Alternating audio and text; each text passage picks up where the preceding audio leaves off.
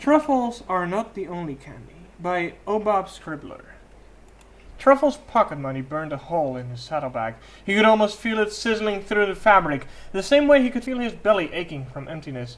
He reached down the insides of his leg like an internal puppet master, staring him down the street. He has been envisioning some food since afternoon recess.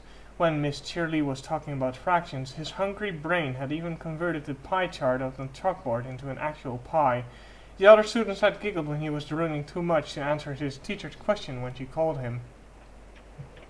Sugar Cube Corner was only 2 streets away, and he often went there after school to fill the long gap between lunch, afternoon snacks, and dinner. Most of his pocket money each week went to their dinging cash register, and the ponies who owned the cafe knew him by name. Sometimes the pocket money didn't stretch very far, and he had to mow the lawn and hire himself out doing chores for neighbors in exchange for a few coins. Today he had 5 bits, and he already knew what he was going to buy: a slice of triple chocolate cake with whipped cream and sprinkles. His mouth watered afresh at the prospect. Most colts his age couldn't finish the massive portions Pinkie Pie cut, but Truffle was nothing but a perfectionist, which meant that the cake was perfection, and finishing it was nothing. He skidded to a halt when he rounded the corner.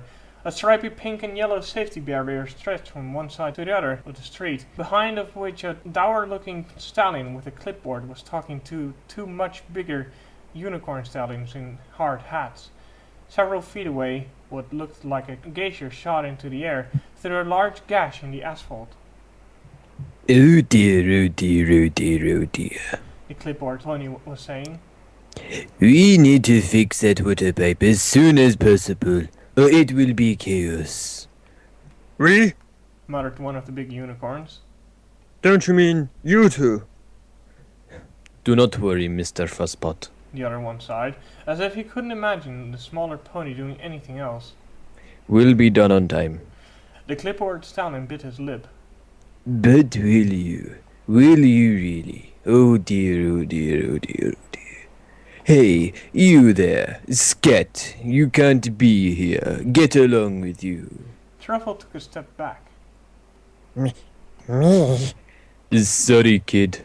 The big stallion who had spoken gave him an apologetic nod. Burst water main. You'll have to find some other way home. Oh, okay. Truffle replied uncertainly. He could see Sugar Cube Corner at the end of the street, so close, yet so far. I'll go around. You do that, son. The unicorn turned back to his fussing colleague. Now, Mr. Fusspot, you got to clear the area so that we can do our jobs. Truffle was already mentally planning his route. Chocolate cake awaited him in that cafe, and he didn't intend to let it down. He dashed into a side alley, intending to run around the backs of the buildings and come up to Sugar Cube Corner from the opposite direction. It was a flawless plan. Well, except for one minor detail. The part that involved the running. By the time he reached the other end of the alley, he was gasped and bathed in sweat. Triple chocolate cake. He gasped to himself for encouragement. With whipped cream. He staggered along, using the wall for support. And sprinkles. Running was awful. Usually he faked a tummy ache or something when he had to run in PE. He suspected Coach Crimper knew what he was up to, but the coach didn't much care. Truffle didn't exactly light up the gym when he tried to climb the ropes or swing on parallel bars, and neither of them liked to think about what happened when they played team sports. It was an ugly, ugly business that left every pony irritable and disappointed. Even when working alone, Truffle had problems. Last semester he had gotten stuck halfway up the climbing rope, and Featherweight tried to help him down while Coach Crimper wasn't looking. Given that Truffle weighed more than 3 featherweights, the result had not been pleasant for either of them. Triple chocolate cake. He continued to wheeze. It was amazing what a good motivator could do, even for the most lackluster sports pony. Whipped cream sprinkles cake, cream sprinkles. Nevertheless, he was forced to sit down for a moment before he fell over.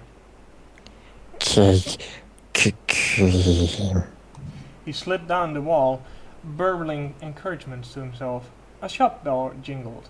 Hoofsteps clattered towards him. Oh my goodness, are you okay? Truffle looked up. blinking through his own sweat, and his mouth fell open. Sprinkles? He squeaked. Huh? The vision of loveliness bending over him forward. She was the prettiest thing Truffle had ever seen, even prettier than the biggest slice of triple chocolate cake in a dish with whipped cream, strawberry ice cream, wafers, sprinkles, and gooey chocolate sauce. His mouth flopped open as he tried to speak through a combination of love-struck breathlessness and clinical exhaustion. Sweetie, can you hear me? Have you had a seizure? Are you having one now? Truffle realized he was trembling, though with fatigue, or as a result of her beauty, he couldn't tell. No, He stammered. Had his voice always been so shrill? I'm okay, really. You're not. The gorgeous pony replied firmly. Ponies are okay, don't collapse in the middle of the street. It's not a seizure. It might be low blood sugar. When was the last time you ate? His brain wasn't working right either. Even if he had been able to say them, he couldn't summon the correct words. This is my store. She gestured behind him. Evidently, he had been using it as a prop. Come on, and I'll help you inside. If there's one thing I can cover, it's sugar. She reached out and touched his foreleg. Truffle nearly died from bliss. She helped him to his feet and supported him as he weaved his way through the door with a jingly bell and calligraphic writing across the glass. He was too focused on her to notice what it said, but his nose was more alert. It zinged with the scent of Candy! Truffle blinked at the towering array of jars, each full of to the brim with a different confection. Mint humbugs set beside butterscotch bars, which abused sorbets in all colors of the rainbow, squeezed between hard gums, gobstoppers, chocolate mice, aniseed balls, coconut chews, fruit licks, and so many other things that not even he could name them all. Strung across the counter was a large cloth sign that read, "Grand opening tomorrow." I'm not technically open yet. The vision said, bringing him behind the counter and sitting him down on the chair she had clearly been using. A half-eaten sandwich lay on the work surface in front of it. She had abandoned her food to come help him. Such supreme sacrifice. It nearly brought Truffle to tears. But I can make an exception. Now let me see. Truffle watched as his precious reached up, her tail swishing elegantly as he braced one foreleg on the shelf and reached even higher with the other. Every one of her straining muscles was graceful, even when she teetered backwards, yelping, and nearly fell onto her butt. He suddenly understood what Miss Cheery had been talking about when she made her class study those old love sonnets by William Shakespeare. Truffle couldn't write poetry, but suddenly he felt like penning an ode to his mare's magnificence. Ooh, here we go. The mare unscrewed the top of a glass jar filled with uneven chunks of toffee. She spent a moment choosing, and then plucked out one piece and offered it to him. Do you like treacle toffee? Ergo. Truffle replied. Huh? Raga. Faduri. Nah! Her expression creased in concern. Maybe I should call a doctor. No, I'm fine.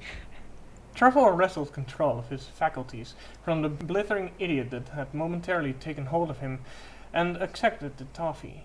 He jammed it into his mouth, chewing appreciatively so she wouldn't think he was, in fact, a blithering idiot. After a few moments, however, his jaw slowed as the toffee cemented itself on the roof of his mouth and stuck his teeth together. He smiled anyway. The vision smiled as if she wasn't fooled for the moment. I'll get you a glass of water to loosen that off. When she was halfway through the door into the back, however, she paused. What's your name, sweetie? Truffle. Excuse me? With great difficulty, he tried to say, My name is Truffle. O pony of ponies, capture of my heart, new beacon of love, which I used to think was crummy and icky and just a bunch of cuties, but now I understand on deep spiritual level, like all those stallions in those movies with kissing and hugging, all the other stuff my mum won't let me watch. Or unfortunately, what came out was, Missy. Truffle? she echoed. He nodded vigorously. Wow, I saw those. See? Right there in that jar. What a coincidence, huh? She smiled and nearly blinded him. Okay, Truffle, I'll be right back. She stared after her, sighing in abject pleasure. Had he ever been truly happy before this moment? Had he even understood what happiness was up until now? The love he had felt for the triple chocolate cake with whipped cream and sprinkles seemed so hollow and empty compared to the sudden feeling swelling up inside of him. Even his love for his mother's special tortilla, tuna and cheese casserole couldn't stand up to this love. He caught sight of the sign above the counter next to the price list of all the candies their store sold. Hi there. Welcome to BonBon's BonBons? Baba! He murmured joyfully, if stickily. The evening, and indeed all evenings of the next few weeks, his neighbors were surprised to keep on opening their doors to an eager chubby colt, asking if he could do any chores for them. They were used to seeing him every so often, and most of him thought us cute, even if they disapproved of the way he spent all the money he earned on snacks. Yet, as time went on, and the days stretched into weeks, even the most indulgent of them began to grow tired of seeing him bouncing up and down their doorsteps. Now, Sonny, said Chelsea Porcelain, an aged mare whose osteoporosis meant she usually welcomed any help with household tasks. Truffles' tenacity, however, was trying even her seemingly endless patience. this is getting silly. Why in Celestia's name have you got such a bee in your bonnet about doing chores for every pony? I'm earning money. I need lots of it. I'm too young for a real job, and I'm not allowed to get another paper route on account of how last time I accidentally delivered Filthy Rich's special magazine to Fluttershy's college by mistake. Truffle paused. No pony would tell me why he was so upset. What are plentiful ponies and their bouncing booties anyhow? Something to do with fat foals and their shoes? I got in real trouble for that, and it was an honest mistake. That sounds maybe, Sonny, but why do you need the money so urgently? Chelsea Porcelain tried to turn the conversation away from this particular topic. She would never look at Filthy Rich the same way again. Truffle's whole face lit up. When he smiled, his cheeks dimpled deeply, and it became apparent that he had put on more weight in the last 3 weeks. I needed to buy candy. The end.